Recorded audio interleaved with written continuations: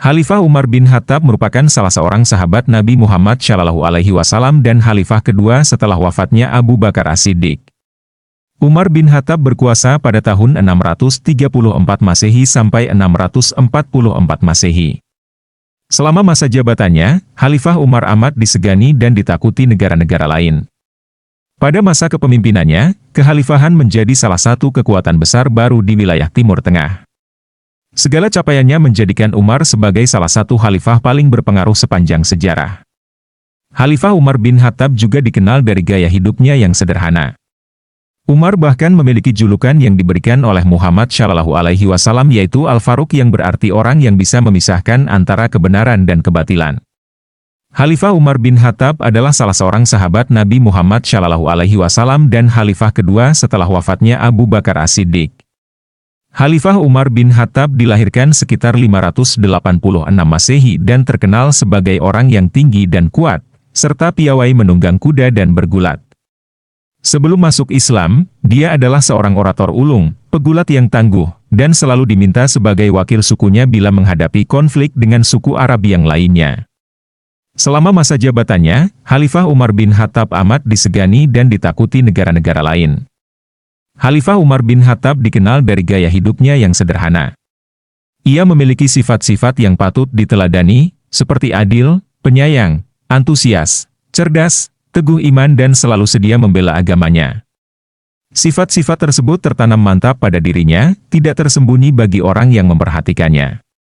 Khalifah Umar bin Khattab meninggal pada 25 Zulhijjah 23 Hijriah dan selanjutnya digantikan oleh Utsman bin Affan. Ia adalah salah satu dari 10 orang yang dijanjikan masuk surga. Beberapa hadits menyebutkan dirinya sebagai sahabat Nabi paling utama setelah Abu Bakar. Masa muda Khalifah Umar bin Khattab. Umar lahir di Makkah dari klan Bani Adi yang bertanggung jawab atas arbitrase antar suku. Ayahnya adalah Khattab bin Nufail dan ibunya adalah Hantamah binti Hisham, dari suku Bani Maksum. Di masa mudanya dia biasa merawat unta ayahnya di dataran dekat Makkah. Meskipun baca tulis tidak umum di Arab pra-Islam, Umar belajar membaca dan menulis di masa mudanya. Saat masih remaja, Umar mempelajari seni bela diri, menunggang kuda, dan gulat. Dia tinggi, kuat secara fisik dan pegulat terkenal. Ia juga seorang orator berbakat yang menggantikan ayahnya sebagai penengah di antara suku-suku. Pada tahun 610 Masehi, Muhammad mulai mengkhotbahkan pesan Islam. Namun, seperti banyak orang lain di Mekah, Umar menentang Islam dan bahkan mengancam akan membunuh Muhammad. Dia memutuskan untuk mempertahankan agama politeistik tradisional Arab.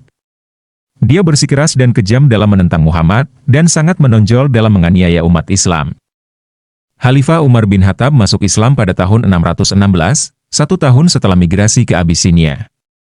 Kisah ini diceritakan dalam sirah karya Ibnu Ishaq.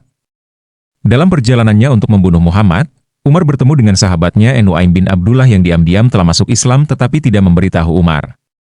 Ketika Umar memberitahunya bahwa dia telah bersiap untuk membunuh Muhammad, Nuaim berkata, demi Tuhan, kamu telah menipu dirimu sendiri, wahai Umar. Apakah menurut Anda Banu Abdu Manaf akan membiarkan Anda berlarian hidup-hidup setelah Anda membunuh putra mereka, Muhammad? Mengapa Anda tidak kembali ke rumah Anda sendiri dan setidaknya meluruskannya? Nuaim menyuruhnya untuk menanyakan tentang rumahnya sendiri di mana saudara perempuannya dan suaminya telah masuk Islam. Setibanya di rumahnya, Umar mendapati adik dan iparnya Sa'id bin Zaid, sepupu Umar, sedang membaca ayat-ayat Al-Quran dari surah Toha, diajari oleh seorang sahabat Muhammad, Habbab bin Al-Arat. Ketika Umar sampai di depan pintu, Habbab bersembunyi. Umar mulai bertengkar dengan saudara iparnya. Ketika saudara perempuannya datang untuk menyelamatkan suaminya, dia juga mulai bertengkar dengannya. Namun tetap saja mereka terus mengatakan, "Ya Anda boleh membunuh kami tetapi kami tidak akan meninggalkan Islam." Mendengar kata-kata ini, Umar menampar adiknya begitu keras sehingga dia jatuh ke tanah dengan darah dari mulutnya. Ketika dia melihat apa yang dia lakukan pada saudara perempuannya, dia terdiam karena rasa bersalah dan meminta saudara perempuannya untuk memberinya apa yang dia baca. Saudarinya menjawab negatif dan berkata, "Jikamu najis, dan tidak ada orang najis yang dapat menyentuh kitab suci."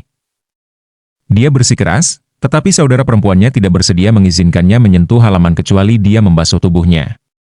Umar akhirnya menyerah. Ia membasuh tubuhnya dan kemudian mulai membaca ayat-ayat yang berbunyi, "Sesungguhnya, akulah Allah, tidak ada Tuhan selain aku, maka sembahlah aku, hanya, dan dirikanlah sholat yang teratur untuk mengingatku. Dia menangis dan menyatakan, sesungguhnya ini adalah firman Allah. Aku bersaksi bahwa Muhammad adalah utusan Allah.